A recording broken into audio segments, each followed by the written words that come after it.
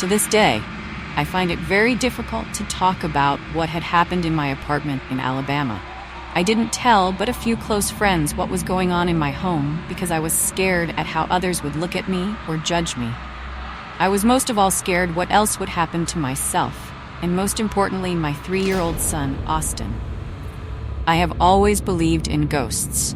The afterlife has been a bit of a fascinating mystery to me. I heard stories growing up from family and friends of things they have heard or seen or experienced themselves. I used to want to experience it myself. I now have a completely different thought about it. Back in November of 2008, I was finally getting my life back together. As a single mother, and both parents passed when I was only 14, things have been very hard for me. I was able to get an apartment with H.U.D home in Calera, Alabama. A cute, clean, nice place. It was perfect for me and my growing son. 2 bedrooms, 1 bath, and fairly large living room. A small kitchen and a great pantry that was located in the hallway. Mine and my son's rooms were located side by side. I was very comfortable knowing I was right next to my son, since he has shared a room with me since he was born. Things were looking so great for us. Great job. Austin was in daycare. Great car for commuting. The apartment was like a dream for me. About late November, early December, I started to notice things in my apartment change. The air was always cold. I was always tired. I thought it was because I was a single mother working so much, and with the commute to and from work, it tends to be a bit of a drainer. One night, I was sitting in my living room watching cartoons with my son. It was probably about 7 p.m. when I heard a loud noise come from my bathroom. It sounded like my shower curtain had fallen. I looked at Austin. He was just sitting on the floor watching his cartoons, and I knew he hadn't gotten into anything. So I got up and went into the bathroom to see what had happened. When I got into my bathroom, I looked at the shower curtain and noticed something that kind of startled me. Since I was little, I was accustomed to when I get out of the shower, I always close the curtains. So when I saw what I had seen, I was taken back. Half of my shower curtain was pulled out of the tub, and you could see an indent of a little hand embedded in the curtain. I stopped and thought about it over and over again, thinking maybe Austin did that earlier, and I didn't notice. But I still could not explain the loud sound that I had heard. I decided just to ignore it and continue about my night. Not a whole lot went on for a while in my house. Winter came, and the house was almost always cold. Austin was adapting to our house very well. He was always playing in his room with all his toys. About February 2009, my son was acting out, and I had sent him to his room for timeout. Within 5 minutes of Austin going into his room, I was sitting on my couch, and I heard Austin start to scream, crying hysterically out to me. I jumped off the couch and ran to my son's room, where he was standing beside his bed and holding the side of his face. I sat on his bed and asked him what was wrong. Just then, my son Austin pointed over my left shoulder and said, "He hit me, Mom. The boy hit me." I turned my head, and there was nothing there, so I said to Austin that there was nothing there. He yelled at me and said, "He's right there, Mom. The boy, he hit me." I moved Austin's hand from the side of his face, and right where he was holding his hand was a large red mark on my son's face. I was then aware of what I think I was going on in my home. That night, I was still rather shaken up with what had happened to my son, so I decided to make him sleep in my room with me. At about 2-3 a.m., me and Austin were awoken by a loud punch through the wall coming from his room. I was so frightened at that point. Then my son looked at me, grabbed my hand, and pointed at my bedroom door and said, "There's a man, Mom!" "There, Mom. The man." I didn't know what to do or say. I just turned on my light and held my son to calm him down until we drifted off to sleep. Nothing else happened again for some time. Austin started playing by himself more and more often. He would gather toys that would be enough for 2 kids to play with. He would get 2 toy cars and place them in front of himself, then get 2 more toy cars and place them across from him. Austin would just sit there and whisper things about his toys, or how to play them right. He would always say that he was playing with the boy.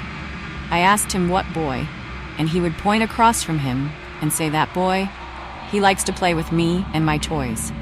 I assumed Austin had an imaginary friend, One night after a long week of work, I was sitting on my couch, and Austin was once again playing on the floor. He suddenly looked up at me and told me the boy he plays with was sitting next to me, and told me not to be scared of the boy because he likes me. Austin got up off the floor and came over and whispered to me, "That man scares him. The man, Mom, don't like us." Then Austin just walked back over to the floor and continued to play with his toys. Things in my home started to get worse from that point on. It was always cold in there. Austin no longer wanted to stay in his room. Austin said the boy was no longer a good boy. Almost every night, Austin was waking me up between 2 to 3 a.m. and crying that the man was at my bedroom door and he was mad. I never saw anything, but I could always feel like something was always watching me. Nights I would stay at a friend's place across town. When we would come back home the following night, we would walk in and my son would point from the front door. He would point down the hallway and say, "The boy is mad, Mom." I would click on the lights and nothing was there. I felt so uneasy in my own home. Lights started to break. New light bulbs would go out within an hour of putting them in. Cold air would surround you. Bangs came from Austin's room. A few months go by, and I started to just ignore what was going on in my home. Austin would still warn me if the man was at my door, or if the boy was mad or not playing nice to him. So I decided to call a good friend of mine and tell her what was going on in my home.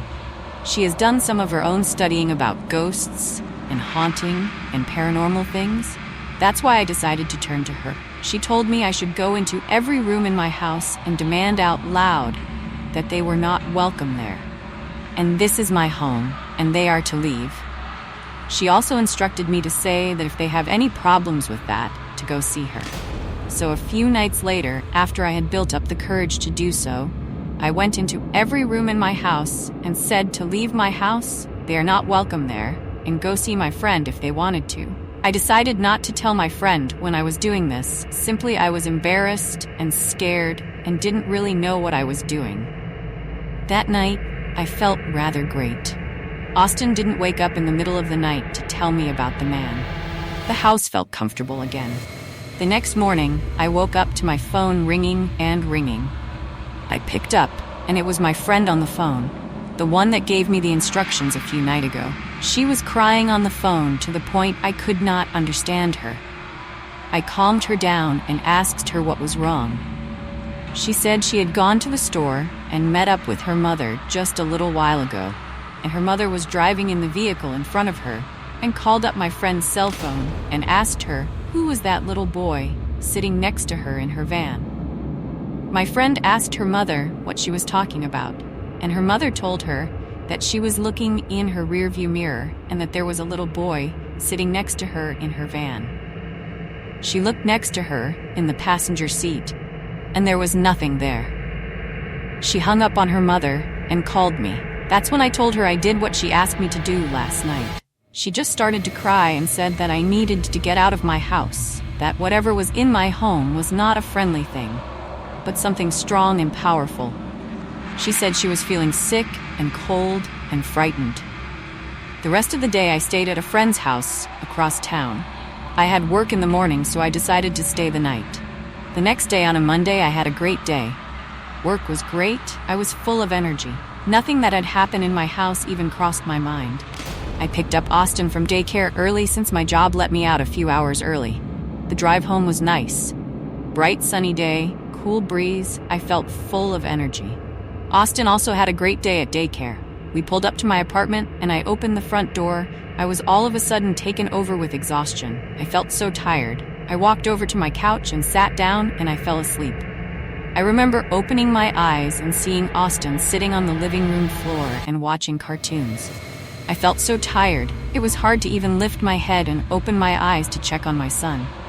I have never felt tired like that before. I remember laying there thinking I need to get up and take care of my son. Apparently hours went by and I could see that the sun was gone. It was dark and late. I was still drifting in and out of sleep. I started to hear my son talking down towards his room. I could hear him crying and saying no. His voice started to get closer to me. I tried so hard to move but was unable to. I was so tired and I could not figure out why. I was able to crack open my eyes and faintly seen my son standing in the hall, pointing up, crying, saying, "Mom, wake up, Mom, move." I was unable to move at all and still could not open my eyes completely. Austin got closer and closer to me, crying harder and louder, pointing into the air, yelling for me to move, to get up. I felt Austin by my side and start to climb up on the couch by my head. He shook me, crying and yelling for me to move. I just could not. I tried so hard to move. I was so scared and still could not see very well. Austin leaned into my face and screamed at me to move. The next thing I knew, I was being pushed into the couch. I felt something heavy just push on my side and push me into the couch. My body started to sink into the middle of the couch, and I felt my breath leaving my lungs. The pain was horrible. Austin was screaming and crying for me to move. All of a sudden, I was released and I shot up from the couch. Austin was partly standing on the couch, crying hysterically. I didn't know what to do. I was so frightened, I grabbed my son in my arms and grabbed my keys and bag and left my apartment.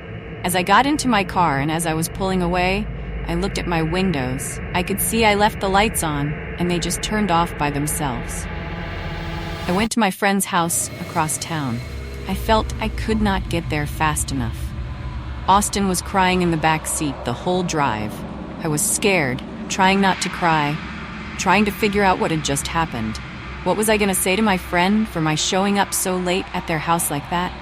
I didn't care. I was just glad to get out of my house and get my son away from there. It was 2 weeks before I went back to my apartment.